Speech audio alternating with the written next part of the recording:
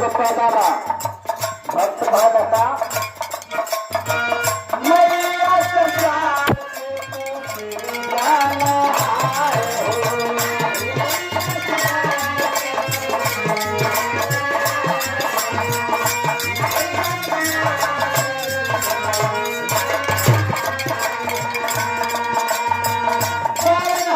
तू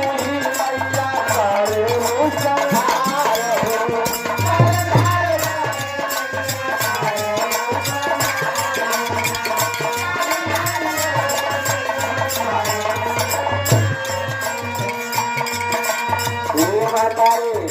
तुम्ही मारेलू आई तिजोरी बता पति का कथारा में शिरो मारी मैया